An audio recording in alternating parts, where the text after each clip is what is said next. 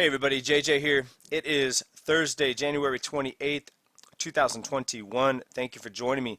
Wanted to bring you this information today regarding credit card debt, and it is not good news. It's very unsettling and kind of disturbing what's happening in this country. Now, there's been a bit of conflicting information as far as what's happening with credit card debt. Credit card debt overall is declining. The problem is it's not declining for the people that need the help the most. The people that are in the biggest trouble right now are millennials and the bottom 50%. And this goes along with the K-shaped recovery that we've spoken about here so many times on this channel. Now, just in case my description of this K-shaped recovery does not do justice, let's take a look at the official, or what I think is one of the official sources that I like to go to, is Investopedia. Alright, and this was just put out a few months ago. It's a term that's been around, but it's been more frequently in the news lately with the way the economy's been dividing the wealth, so to speak here. K-shaped recovery per Investopedia. A K-shaped recovery occurs when, following a recession, different parts of the economy recover at different rates, times, or magnitude. This is in contrast to an even, uniform recovery across sectors, industries, or groups of people. A K-shaped recovery leads to changes in the structure of the economy or the broader society as economic outcomes and relations are fundamentally changed before and after the recession. This type of recovery is called a K-shaped because of the path of different parts of the economy when charted together may diverge, resembling the two arms of the Roman letter K. Okay, so let's quantify this a little bit. It says here, a K-shaped recovery leads to changes in the structure of the economy.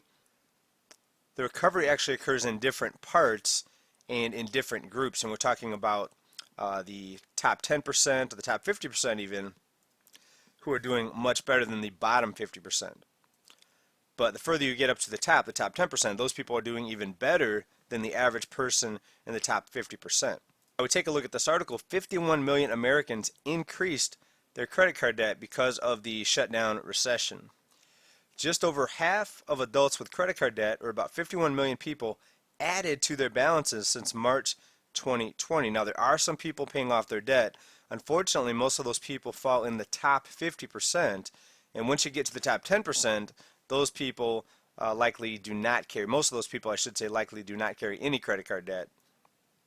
Because once you get in that particular wealth category, you're very easily able to pay off your credit card debt each month, unless you're one of these people that just goes out and just blows their money, and you don't end up being in the top 10% for very long if you are reckless with your money.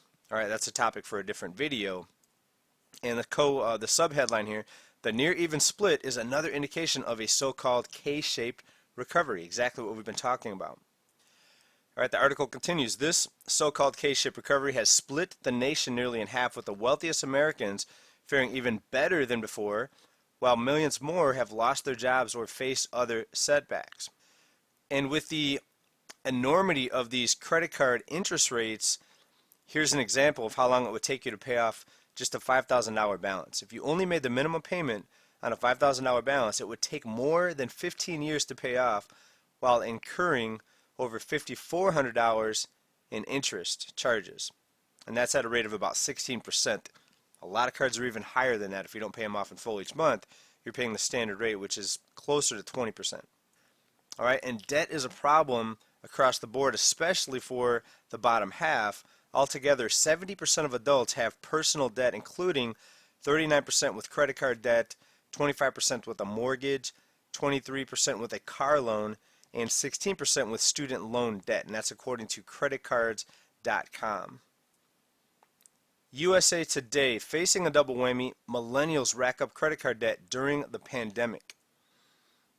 Okay, the millennial group as a whole, most of them fall in the bottom 50%, where you have the baby boomers and the people in their 50s and up that typically fall in the top 50%, not always, but for the most part. So how are millennials doing with their credit card debt? About 56% of millennials say their credit card debt has grown since the start of the pandemic, compared with 53% of Generation Xers and 46% of baby boomers, according to a survey from creditcards.com.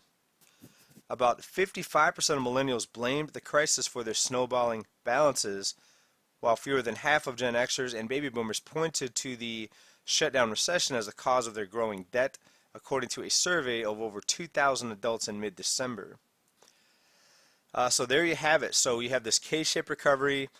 You may see statistics out there that the debt is or credit card debt is declining.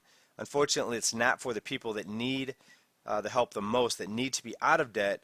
The people that can withstand a 20%, 16 to 20% credit card interest rate and paying the interest on that are the people that are paying those off in full each month. The people that cannot stand it, or the people that lost their jobs, more frequently are the bottom 50%, and they're getting nailed with the credit card debt. Now, there are some success stories. I just want to show you a couple people that I follow over at Twitter, and people saying that they did pay off their credit card debt.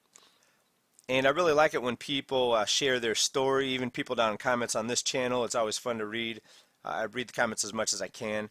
But Jamie at RNJ quote, finally took a minute to use some of my savings and paid off my credit card. I'm debt free after years. Proud of myself. Hashtag weight lifted. So there are some success stories even in this crazy economy that we're in right now. At DT Tyler King DO, quote, I have no shame that I just used our stimulus check to free my family from burdens of credit card debt. Take that, Discover. All right. Now, it's kind of a bittersweet thing that Discover gets the money. So on one hand, you say yes, you're not paying interest because you paid off your credit card debt. But believe me, credit card companies and banks, they love to see stimulus checks sent out because they know a lot of that stimulus check is going to go right back to the banks, to the credit card issuers. So while Discover is not making as much money as they would have if Tyler wouldn't have paid off his debt, they're still getting the money. And a lot of people may have even avoided bankruptcy by using their stimulus check to pay off that debt, that credit card debt. All right, and I say that because once you are not able to pay off that credit card debt each month, it begins ballooning because of the interest rates are so high. Just after a few months of not paying off your debt, it becomes very difficult to pay it off. Here's Kelsey. This is at Hayes Kelsey over on Twitter. Quote, I finally paid off all my credit card debt.